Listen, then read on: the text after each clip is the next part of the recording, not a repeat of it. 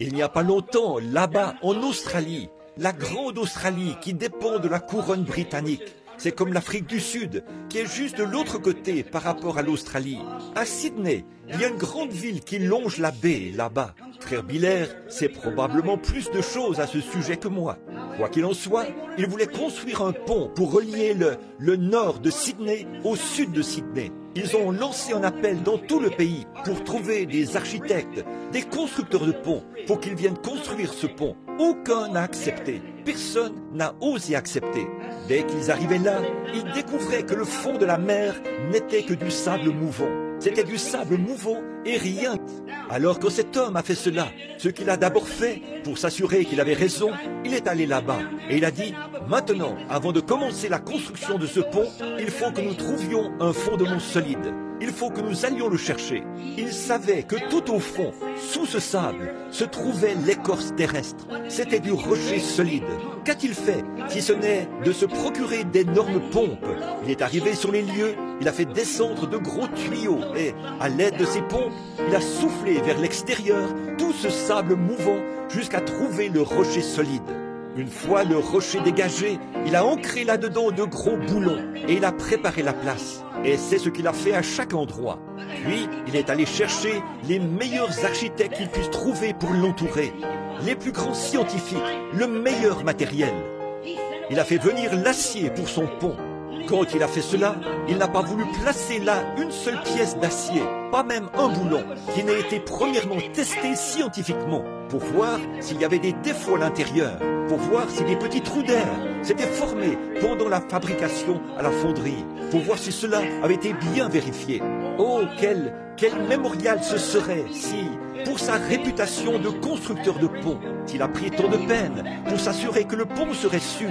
Quelle peine pensez-vous que Dieu a prise pour s'assurer que cette église soit en sécurité?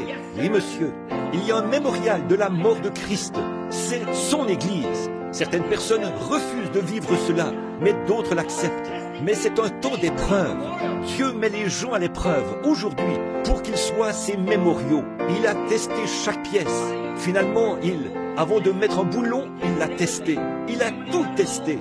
Ensuite, quand il a eu tout terminé, alors les moqueurs qui se tenaient là ont dit « Ça ne tiendra pas, ce n'est pas possible ». C'est ce qu'ils disent aujourd'hui.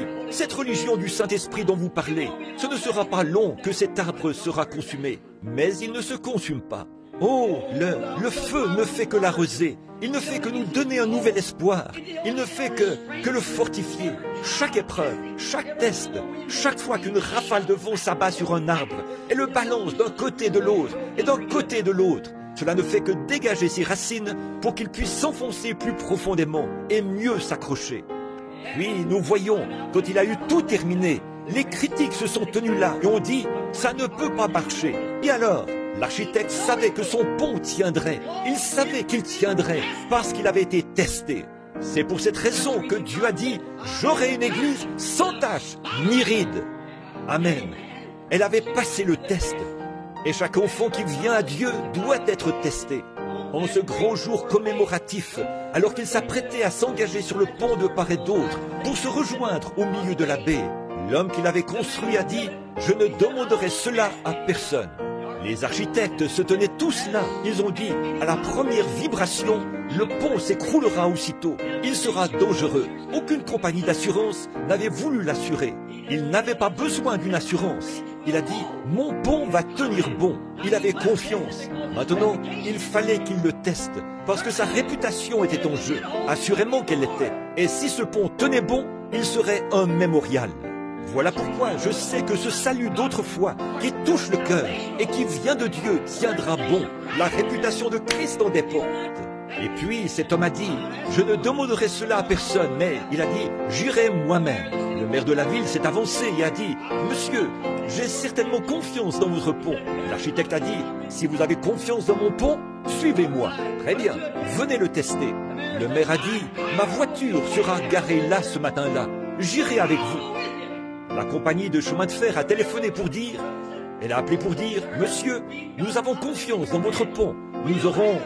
Il a dit, si vous avez confiance dans mon pont, amenez 4 locomotives chargées et mettez-les sur le pont. Si vous avez confiance, suivez-moi. Si vous croyez qu'il a été testé et éprouvé, si vous le croyez, venez, accompagnez-moi. Et en voyant son courage, beaucoup de gens lui ont écrit des lettres. Voilà ce que les gens cherchent. Ce sont des hommes courageux, pas ceux qui sont mous. Le jour où le pont devait être ouvert, les gens sont revenus. Ils ont dit, préparez-vous, préparez vos appareils photo. Tous, les journalistes ont dit, parce que ce pont va s'écrouler. Ce jeune homme s'est avancé là sur le pont, a garé sa voiture, a regardé derrière lui. Il a vu ses locomotives toutes alignées. Il a vu là le maire qui lui faisait signe de la main. Il a regardé, il a vu des dizaines de milliers de piétons qui se tenaient là, prêts à marcher avec lui. Il a dit que la fanfare commence à jouer. Frère, quand la fanfare s'est mise à jouer, que les sifflets ont résonné, que les klaxons ont retenti, je vous assure que cela a provoqué une terrible vibration. Mais il a traversé le pont à pied et le pont n'a absolument pas bougé. Pourquoi? Il s'est mis tout devant, parce que s'il devait s'écrouler, il voulait partir avec.